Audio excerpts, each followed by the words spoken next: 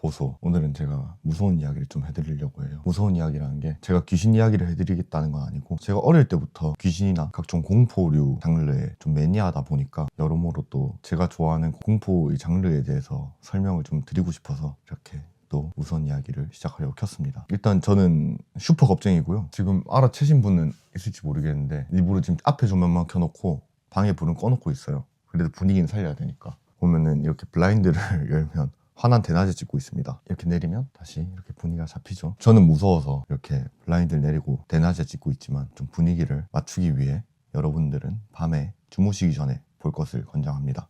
공포에도 종류가 되게 많잖아요. 제가 좋아하는 공포는 일단 미스테리까지 포함을 합니다. 그래서 코스믹 호러나 SCP, 백룸, 로어, 나폴리탄 괴담, 오컬트 이런 거 되게 좋아합니다. 그 중에서 제일 좋아하는 게 이제 코스믹 호러랑 오컬트고요. 무당 이야기를 되게 좋아해요. 진짜 좀 현실적이잖아요. 진짜인지 가짜인지 모르겠지만 티빙 오리지널에서 샤먼이라는 무당 관련 다큐멘터리가 하나 나왔었거든요. 그거 너무 재밌게 봤습니다. 제가 이제 싫어하는 공포는 점프 스퀘어, 깜짝 놀래키는 거 있잖아요. 그런 거 되게 싫어합니다. 그 다음에 고어. 원래는 제가 고어물을 되게 좋아했었거든요. 근데 이게 확실히 나이가 드니까 그런 좀 잔인하다거나 징그러운 거는 제가 좀 못 보겠더라고요, 이제는. 한창 좋아할 때는 제가 밥 먹으면서 봤습니다. 데드캠프라든지 큐브라든지 아니면 소우 같은 거 있잖아요, 소우. 점프스퀘어는 제가 어릴 때부터 싫어했고요. 그래서 방탈출 게임을 제가 되게 좋아하는데, 방탈출도 공포 테마는 제가 잘 못해요. 보통 방탈출 공포 테마가 깜짝 놀래키는 게 꽤 많거든요. 제가 방탈출을 워낙 좋아하다 보니까 방탈출 얘기는 주제를 따로 두고 다음 기회에 또 방탈출 썰을 풀어보겠습니다. 공포라는 장르로 되게 많은 미디어가 나오잖아요. 그 중에서 이제 공포 영화가 있는데, 미국 공포 영화에는 일단은 거의 대부분이 악마 이야기입니다. 사탄이라든지. 제일 인기 많은 게 지금 에나벨 시리즈잖아요. 인시디어스. 일본 공포 영화 같은 경우는 악령이 되게 많습니다. 그러니까 악령이라는 게 이제 미국 공포 영화처럼 악마랑 비슷한 건데, 이게 악마나 악령이 공통점이 딱히 그 사람이 잘못을 한 건 없는데 귀신들이 그냥 사람들한테 못된 짓을 하는 거예요. 딱히 아무 이유는 없습니다. 그냥 귀신은 원래 나쁜 존재이기 때문에 사람들에게 해코지하고 무서운 장면을 보여주는 그런 거거든요. 한국 같은 경우는 악마와 악령이랑 거리가 좀 멀죠. 원혼이라 보면 되겠죠, 원혼. 보통은 살해당한 피해자라든지 영혼들이 귀신으로 나타나서 복수를 하는 권선징악의 내용이 좀 많은 것 같습니다. 그래서 스토리적으로 보면 차라리 한국 쪽이 스토리가 그나마 제일, 공포 쪽으로는 스토리가 제일 있지 않나 생각을 하는데, 제가 제일 좋아하는 원탑 미국 공포 영화를 뽑으라고 한다면 저는 케빈 인 더 우즈를 추천드려요. 케빈 인 더 우즈가 이제 SCP 같은 거 좋아하시는 분한테 딱 맞습니다. 완전 눈 돌아가버려요. 저도 그걸 지금 한 4-5번 봤거든요. 정말 재밌습니다. 거기 아마 걔 나올걸요? 토르 나올걸요? 토르? 햄식이.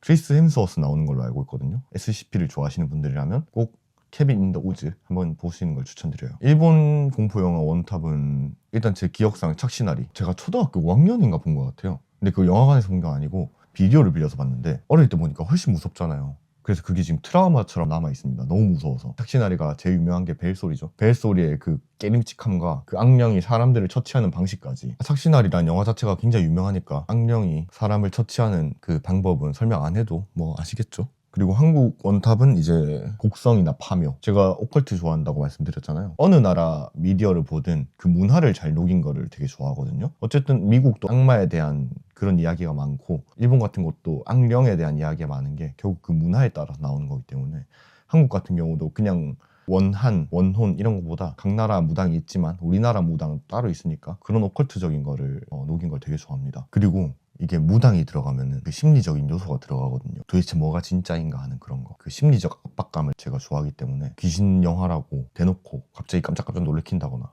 그런 거 솔직히 안 무서울 수가 없잖아요. 약간 심리 싸움 들어가고 그래야 재밌지. 미국, 일본, 한국으로 그냥 국한 지어서 크게 생각한다면 일본 공포 영화가 초중반까지는 제일 무서운 것 같아요. 근데 한 중후반부터 급격하게 힘을 잃고 병맛이 되는 상황이 많이 나옵니다. 그 원령을, 그 악령을 처치하는 데 있어서 굉장히 이상한 방식으로 처치한다든지 갑자기 우리 모두 힘을 합친다든지 뭐 그렇게 끝나는 경우가 되게 많아서 힘이 되게 많이 빠져요, 일본 공포 영화가.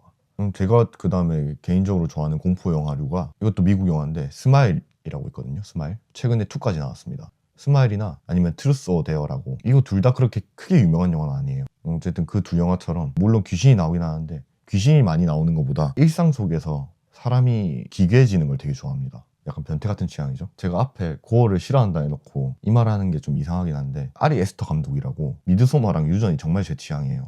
이게 잔인한 거는 차치하고 분위기 자체가 되게 기괴하잖아요. 잔인한 건 싫은데 그 분위기가 너무 좋습니다. 그 기괴한 분위기 진짜 막 홀려 들어버릴 것 같아요. 거기에. 그리고 이제 뭐 같은 감독님은 아니지만 뭐 킬링디어도 사실 귀신 얘기 같은 거 아니거든요. 되게 미스테리한 분위기로 뭔가 진행되는 그런 스토리인데 그 심리적 공포라는 게 저한테 있어서 크게 와닿는 것 같아요. 또 한국에서 되게 유명하신 분이죠. 조던 필 감독이라고. 대표적으로는 뭐 겟아웃 아니면 높, 그다음에 어스 이런 거 있죠. 이런 식으로 영화가 있는데 제가 또 조던 필 감독 영화를 또 따로 찾아보니까 필모그래피에 그 세 개 말고도 영화가 또 많더라고요. 그래서 제가 한번 따로 찾아볼 생각입니다. 제가 지금도 감독님들 이름을 다 꿰고 있는 게 제가 이 감독이 영화 신작이 나왔대 이렇게 해서 그 영화를 꼭 보는 게 아니거든요. 그래서 보통은 영화가 나와서 봤는데 너무 마음에 들어. 이 영화 뭐지? 해서 보면은 항상 그 취향이라는 게 있잖아요, 사람이. 항상 그 감독님들은 비슷하더라고요. 그래서 저도 원래라면은 감독님 이름을 다 모릅니다. 그냥 이거 얘기한다고 하면 찾아봐놨어요, 미리. 좀 똑똑한 척 하려고. 그리고 이건 아직 안 본 건데 최근 들어서 이제 그 서브스턴스나 맨이라는 영화가 소문이 되게 자자하더라고요. 그 찝찝하거나 귀괴해지는 그런 영화로서. 그래서 이거는 제가 마음이 복잡해질 때 좀 보려고 쿠팡 플레이로 결제해놨습니다. 어쨌든 이런 기괴하고 찝찝한 공포 영화 최고예요, 저한테. 제가 어릴 때, 그러니까 고등학생 때는 제가 혼자서 국산 공포 영화 보러 다니기가 제 취미였습니다. 국산 영화에 대해서 지금도 그렇게 평이 좋은 건 아닌데 제가 고등학생 때는 특히나 이제 국산 공포 영화라는 것 자체가 굉장히 평이 안 좋았거든요.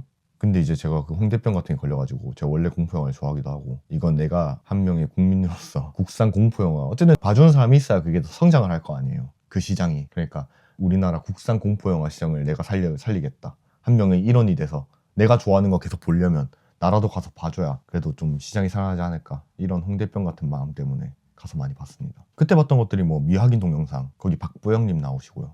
그다음에 고양이, 화이트 죽음의 멜로디 뭐 이런 걸 제가 봤었는데 화이트 죽음의 멜로디 이게 진짜 무서웠어요. 혼자 보러 가서 그런 걸 수도 있는데 제가 미학인 동영상이나 고양이 같은 거는 별로 안 무서웠거든요. 그러니까 무섭다는 생각이 지금 이제 기억이 오래됐잖아요.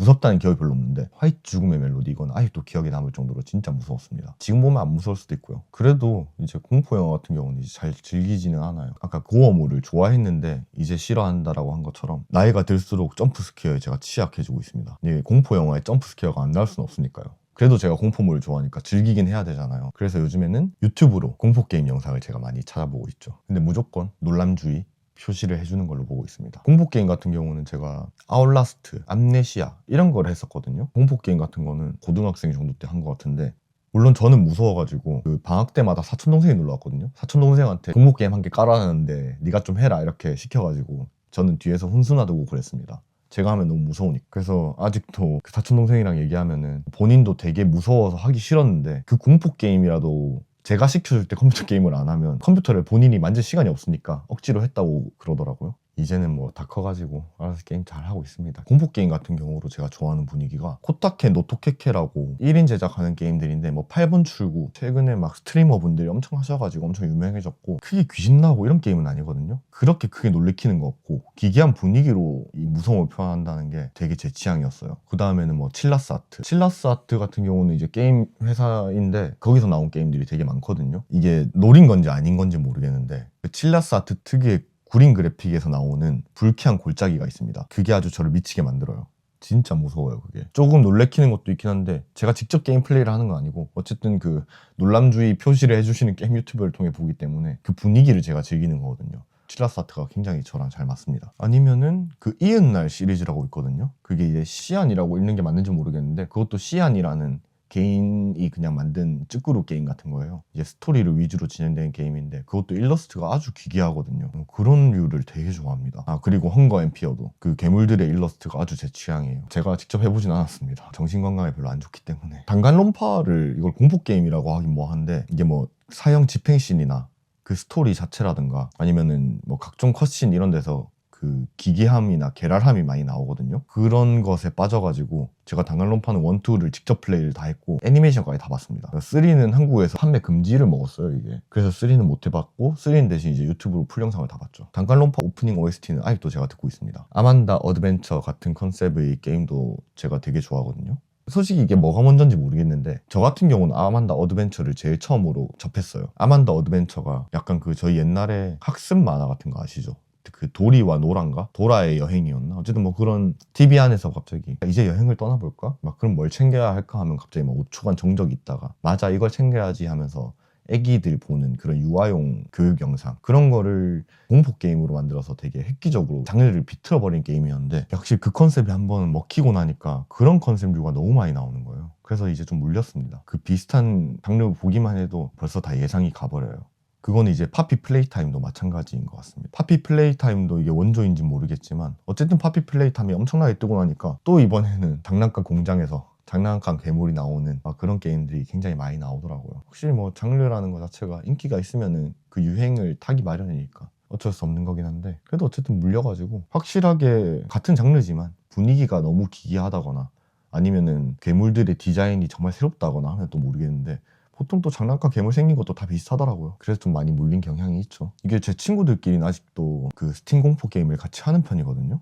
제가 맥북을 쓰다 보니까 그 게임 설치를 할 수가 없습니다. 보통 이제 맥에서 할 수 있는 게임도 있긴 하지만 공포 게임 같은 경우는 비주류기도 하고 보통 이제 윈도우에만 설치가 되게 하기 때문에 그리고 이 멀티라 해도 방에서 혼자 게임하는 건 마찬가지잖아요. 그래서 무서워서 못합니다. 공포 만화 같은 경우는 처음 시작이 그거였죠. 무서운 게 딱 좋아. 이거 90년대생 공룰입니다. 무서운 게 딱 좋아. 무서운 게 딱 좋아를 안 보셨다면은 지금이라도 한번 읽으시길 추천드려요. 그게 네이버 웹툰에도 지금 리뉴얼돼서 올라가고 있는 걸로 아는데 무서운 게 딱 좋아가 스토리의 퀄리티는 둘째치고 그림 자체가 굉장히 좀 기괴한 편이에요. 그게 굉장히 아동용인 척하는 기괴한 그림체를 가지고 있습니다. 그 K 이토준지라고 보시면 되세요. 근데 이제 뭐 지금 네이버 웹툰에 올라가고 있는 거는 그 묘한 기괴함이 많이 사라지긴 했더라고요. 그건 아니면 애니등대 이제 네이버 웹툰의 시초 중에 하나라고 볼 수 있는데 조성님, 김규사님 각자 다른 4명의 작가님들이 애니등대라는 하나의 테마를 가지고 다르게 이야기를 진행하는 시기였어요. 되게 미스테리한 내용이었는데 그 중에서도 잘 맞는 애니등대 스토리가 있었고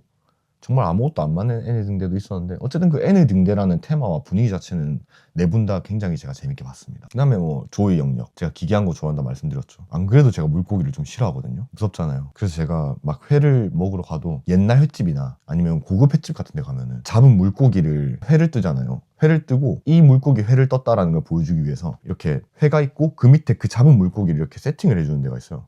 그 물고기는 이렇게 머리 있고 꼬리 있고 여기 가운데 이렇게 뼈 한번 발라져 있는 거죠. 근데 걔가 아가미는 숨을 쉬고 있단 말이에요. 바로 저는 진짜 못 먹습니다. 회는 맛있어서 먹어요. 회는 맛있어서 먹는데 이게 그렇게 보고 먹는 거랑은 아예 느낌이 다르잖아요. 그건 좀 잔인한 것 같아서 그러면은 아예 완전히 진짜 그 자리에 있기 싫어서 아예 그냥 떠나버립니다. 그냥 제가 요즘 웹툰을 잘 안 보긴 한데 비교적 최신 웹툰으로 치면은 이제 기기괴괴 확실히 그 어두운 톤의 그 채색이라든지 흑백 아닌 흑백 같은 컬러 아닌 컬러 같은 그 분위기나 그림체 이런 데에 있어서 공포를 표현하는 건 그건 정말 작가님의 재능이 아닐까 싶습니다. 무섭게 그림 그리기 어렵거든요. 그리고 만화의 본고장 일본으로 가보면 그 표류교실이 제가 알기로는 이토준지 작가님 이 표류교실 작가님을 롤모델처럼 보고 배웠다 그래요. 그래서 보면은 표류교실이 이토준지 작가님 만화처럼 막 그림체가 엄청 기괴한 건 아닌데 뭔지 모르게 엄청 불쾌해지는 그런 게 있습니다. 내용 자체도 그 다음에 되게 불쾌해요. 그 영화 중에 붉은 돼지가 아니고 영화 중에 파리대왕이라는 영화가 있거든요. 파리대왕이라는 영화랑 표류실이랑 좀 되게 겹쳐 보이는 면이 있었어요. 제가 파리대왕이라는 영화를 먼저 봤습니다. 근데 그 파리대왕 이 영화도 되게 끔찍하고 어릴 때 봐서 그런지 모르겠는데 막 악몽도 꾸고 그랬어요. 근데 이제 다 커서 표류교실이라는 만화를 봤는데 기억 저편에 있던 파리대왕 영화가 생각날 정도로 스토리가 좀 겹치는 느낌도 들고 그런 게 있거든요. 그런 스토리에다가 표류교실의 은근한 그 작화 이게 겹치면서 묘한 시너지를 냅니다. 표류교실은 좀 공포류 좋아하시는 분들은 꼭 한번 보시는 거 추천을 드릴게요. 그리고 아까도 말씀드렸던 이토준지 작가님. 이토준지 작가님은 제가 거의 모든 작품을 다 봤습니다. 확실히 저를 미쳐버리게 하는 그런 작가님이에요. 어떻게 그런 그림을 그릴 수 있고 어떻게 그런 상상을 하실 수 있는지 장난 아닙니다. 영화도 그렇고 게임도 그렇고 지금 만화도 말하고 있지만 일본 특유의 기괴함이 저랑 잘 맞나 봐요. 아까 위에 게임도 막 칠라스 아트 이런 거 하면서 다 일본 쪽 장르가 제가 많이 언급을 하는 거 보면 확실히 그쪽이 잘 맞는 것 같습니다. 확실히 뭔가 기괴하게 잘 만들어요 애들이. 이토준지 작가님 같은 경우는 일상 속의 비일상을 표현을 진짜 잘 하시는 것 같아요. 약간 무서운 상황에서 납득 못할 행동들이 막 일어나거든요. 예를 들어서 친구가 달팽이가 됐는데 와 얘 달팽이 됐다 야 빨리 와 키워보자 하면서 막 이런 느낌. 누가 봐도 이거는 사람이 달팽이가 될 수가 없는데 달팽이가 돼가지고 친구가 달팽이가 됐네 야 달팽이 내가 키워야지 이렇게 하는 그런 느낌. 그런 말도 안 되는 리액션이 오히려 그 기괴함을 더 살려주는 것 같아요. 제가 잘 때도 항상 무서운 얘기를 들으면서 자거든요. 제가 변태는 아니고 보통 무서운 얘기들이 이게 분위기를 자꾸 말하기 때문에 이게 톤을 되게 이렇게 차분하게 깔고 들어간단 말이에요. 그래서 그 톤이 잠이 되게 잘 옵니다. 처음에 무서운 얘기 시작했을 때는 이 이야기는 미국 콜로라도에서 실제로 일어났던 일입니다 에서 시작을 했어요. 근데 제가 깜빡 잠이 들어서 갑자기 깨서 들으면은 갑자기 이상 경기도 광주에서 일어난 일이었습니다, 이렇게 갑자기 얘기가 끝나 있다든지 그런 경우가 되게 많습니다. 그리고 그런 거 보면서 막 잠든다고 제가 악몽을 꾸지도 않아요. 가위 눌려본 적도 없습니다. 한 번인가 두 번 눌려봤는데 솔직히 그게 눌렸다고 제가 억지로 생각을 하고 있는 건지 이게 눈을 떴는데 몸이 안 움직였다 뿐이지 막 무서울 만한 내용은 없었어요. 악몽은 제가 진짜 잘 안 꿉니다. 귀신 꿈 같은 거. 제가 이렇게 하도 무서운 얘기를 많이 듣다 보니까 무서운 얘기 되게 많이 알 거 아니에요. 그래서 군대에서 야간 근무 설 때 제가 인기 만점이었습니다. 후임부터 선임까지 무서운 얘기 해달라고 근무 시간표도 막 바꾸고 그랬어요. 그렇다고 군대에서나 일상생활 속에서 실제로 귀신을 본 적은 없는데 군대에서 신기한 썰을 겪은 적은 제가 있습니다. 설명을 좀 드리면서 해야 되는데 그림으로 좀 설명을 하면서 하겠습니다. 군대에서 제가 야간 근무를 서잖아요. 여기가 초소면 초소에 일단 기본적으로 2명이 근무를 서고 있고 시간이 다 되면 여기서 한 명이 교대장이고 다음번에 그 근무를 설 2명이 이렇게 걸어옵니다. 그리고 이건 초소에서 저 멀리서 오는구나라는 게 보여요. 제가 이제 다음 근무 시간이 돼서 여기서 이렇게 같이 오고 있었던 거죠. 여기는 이제 다른 근무자들이 서 있고, 근데 이게 여기서 길이 두 갈래로 나뉘어져요. 이렇게 기역자로 갈 수도 있고 니은자로 갈 수도 있거든요. 이렇게 니은자로 갔는데 수화를 다 하고 누구냐 북한군 용무는 습격 신원 확인되었습니다 이렇게 이제 교대를 했는데, 원래라면 이런 식으로 장난으로 막 교대를 하거든요. 왜냐면 어차피 다 아니까 후번초가 누군지도 알고. 근데 이 초소에 있던 애들이 엄청 빡세게 수화를 하는 거예요. 근데 그 빡세게 수화를 한다는 게 잘못된 건 아니고 당연히 원래 빡세게 수화를 해야 됩니다. 이렇게 이제 교대를 할 때 잠깐 인사를 하고 막 진짜 짧게 스몰 토크를 하고 그렇게 하거든요. 근무를 쓰고 있던 애들이 재미없습니다, 당직 사관님 어디 계십니까? 이렇게 말을 하는 거예요. 그래서 뭔 당직 사관님 저기 행정반에 계시지 이렇게 하니까 같이 오는 거 다 봤습니다 이렇게 말을 하는 거예요. 여기도 사수 부사수가 있고 여기도 사수 부사수 그다음에 교대장, 이 사람은 왔다 갔다 하는 데만 같이 따라다니는데 이렇게 3명밖에 안 오거든요. 근데 가끔씩 가다가 당직 사관이라든지 당직 사령이라든지 얘들이 초소에 근무를 잘 서고 있나 해서 이렇게 감시하러 오는 경우는 있어요. 근데 이번엔 진짜 저희 3명밖에 안 왔단 말이에요. 근데 얘들 말을 들어보니까 여기 멀리서 오는 게 보인다 그랬잖아요. 오는데 저희가 4명이서 걸어오고 있었다는 거예요. 제가 같이 걸어오고 있는데 분명히 저희 3명이서 얘기하면서 걸어왔는데, 그리고 이까지 오더니 이제 이 기역자로 갈 것인지 니은자로 갈 것인지 교차로 지점에서 이 한 명만 여기로 빠졌대요, 이쪽으로. 근데 이 루트는 보통 이제 뒤로 돌아서 가는 루트라서 당직 사관님 같은 분들이 얘들이 잘 서고 있나 감시를 할 때, 습격을 할 때 이 루트를 많이 타시거든요. 그래서 얘들이 봤을 때는 4명이서 오다가 한 명이 이쪽으로 빠졌다? 그럼 당연히 이 사람은 당직 사관이나 누군가 얘들이 수화를 잘하나 체크하러 온 사람이라고 생각할 수밖에 없잖아요. 근데 저희는 그때 3명이서 온 게 무조건 맞았고 갑자기 그 말을 하는 거예요. 이제 저는 새벽 2시에 여기 근무 서야 되는데 무섭잖아요 그게. 이게 진짜로 걔들이 뭐 저를 놀래키려거나 뭐 겁주려거나 하는 그런 걸 수도 있는데 걔 성격상 걔가 그런 걸로 거짓말 칠 애는 아니었습니다. 뭐 잘못 봤거나 그런 거겠죠. 어쨌든 제가 살면서 겪었던 가장 미스테리하고 가장 무서웠던 일 중에 하나예요. 제가 여기 초소 경계병으로 멀리서 4명이서 오는 걸 봤는데 알고 보니까 3명이었다, 한 명 내가 잘못 봤다 했으면 좀 덜 무서웠을 것 같은데 같이 왔다 그러잖아요. 지금 저랑 같이 오고 저는 이제부터 여기 초소에 새벽 2시부터 새벽 3시 반까지 여기 새벽에 개 무서운데 여기서 근무 서야 되는데 지금 귀신이랑 같이 왔다 그러잖아요. 얼마나 무서워요 그게. 그래가지고 원래라면 사수랑 부사수랑 거리가 좀 멀리 떨어져서 이게 근무를 쓰거든요. 부사수한테 일로 오라 그래가지고 옆에서 근무 같이 쓰자 그래서 어쨌든 그런 일이 있었습니다.